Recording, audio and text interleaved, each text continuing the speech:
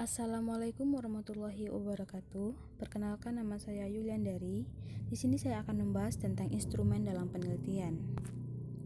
Yang pertama, kita akan membahas tentang instrumen penelitian tersebut.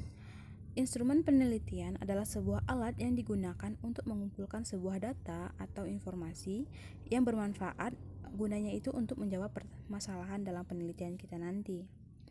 Instrumen sebagai alat penelitian umumnya menggunakan suatu metode.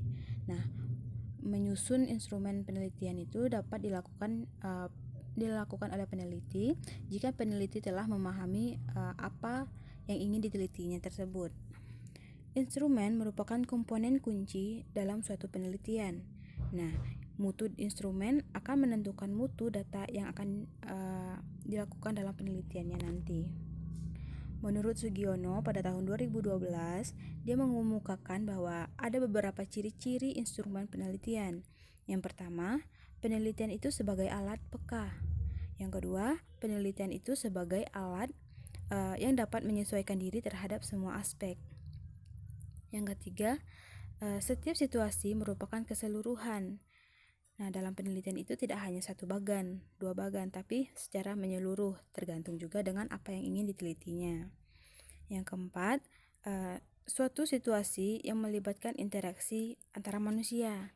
Wajar ya, kan kita penelitian itu mengikat interaksi antara manusia satu dengan manusia lain, atau dalam artian masyarakat, lingkungan masyarakat.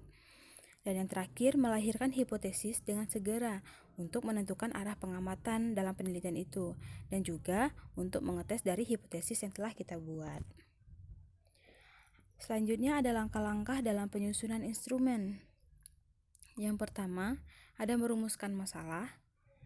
Yang kedua, menentukan variabel. Yang ketiga, menentukan instrumen yang akan kita gunakan nantinya. Yang keempat, menjabarkan konstruksi setiap variabel yang telah kita tentukan tadi. Selanjutnya, menyusun kisi-kisi instrumen dalam setiap variabelnya. Yang keenam, menyusun butiran-butiran dari instrumen penelitian yang akan kita lakukan. Yang ketujuh, mengkaji ulang butir dari saat kita setelah menyusun butir instrumen tadi. Yang kedelapan, menyusun perangkat sementara. Yang kesembilan, menguji perangkat yang telah kita susun tadi. Yang kesepuluh, memperbaiki instrumen jika terdapat kesalahan dalam instrumen penelitian kita. Dan yang terakhir, menata perangkat instrumen terakhir. Selanjutnya ada jenis-jenis instrumen dalam penelitian. Nah, instrumen penelitian dapat dikelompokkan menjadi dua, yaitu tes dan non-tes. Tes memiliki sifat mengukur, sedangkan non-tes bersifat menghimpun. Nah, di sini ada beberapa jenis instrumen. Yang pertama ada tes. Tes adalah suatu teknik pengukuran yang di dalamnya itu terdapat berbagai pertanyaan atau serangkaian tugas yang harus dikerjakan atau dijawab oleh responden nantinya. Yang kedua ada angket. Nah, angket atau kuesioner ini adalah merupakan instrumen penelitian yang berisi serangkaian pertanyaan atau pernyataan yang menjaring data atau informasi yang harus direspon oleh responden secara bebas. Nah, sesuai dengan pendapat dari respondennya tersebut. Yang ketiga ada observasi. Observasi merupakan teknik pengumpulan data yang dilakukan dengan jalan pengamatan dan juga pencatatan secara sistematis, logis, objektif, dan rasional mengenai berbagai fenomena yang akan kita teliti. Yang keempat ada wawancara. Wawancara ini merupakan teknik pengumpulan data yang dilakukan melalui percakapan antara yang menanya dan juga yang menjawab, baik langsung maupun tidak langsung. Selanjutnya ada skala sikap. Nah, skala sikap ini secara umum dapat diartikan sebagai suatu kesiapan yang kompleks dari seseorang individu untuk memperlakukan suatu objek dengan cara, metode, teknik, dan pola tertentu. Nah, selanjutnya ada daftar cek. Nah, biasanya ya kita lihat kalau daftar cek ini seperti kita menggunakan angket juga, cuman harus di checklist dulu. Jadi, daftar cek ini adalah suatu daftar yang berisi subjek atau aspek-aspek yang akan diamati. Melalui daftar cek, kemungkinan seseorang dapat mencatat tiap-tiap kegiatan yang dianggap penting dalam penelitiannya nanti. Yang ke-8, skala penilaian. Nah, skala penilaian pada skala penilaian ini, fenomena yang akan diobservasi itu disusun dalam tingkatan-tingkatan yang telah ditentukan. Nah, skala penilaian tidak hanya mengukur secara mutlak atau tidak variabel gitu. Nah, tetapi lebih jauh mengukur bagaimana intensitas fenomena yang akan diukurnya nanti dalam penelitian tersebut. Dan yang terakhir ada studi dokumentasi. Studi dokumentasi itu merupakan teknik untuk mempelajari dan menganalisis bahan-bahan tertulis, baik itu berupa di kantor atau juga di sekolah. Nah, misalnya di sekolah itu seperti silabus, program tahunan, program bulanan, program mingguan, RPP, kisi-kisi, buku rapor, daftar nilai, dan lain sebagainya. Selanjutnya kita masuk ke validitas instrumen. Nah, validitas instrumen dapat dikatakan ada beberapa ya. Validitas suatu instrumen memiliki tidak lain adalah derajat yang mengukur di mana suatu tes mengukur pada saat hendak diukur. Validitas instrumen itu biasanya ada ada validitas isi. Nah, validitas isi ini adalah derajat di mana sebuah tes mengukur cakupan substansi yang ingin diukur. Untuk mendapatkan validitas isi memerlukan dua aspek yang penting, yaitu valid isi dan juga valid teknik. Maksudnya valid teknik sampling. Yang kedua ada validitas konstruk, yang merupakan derajat yang menunjukkan suatu tes mengukur sebuah konstruk sementara.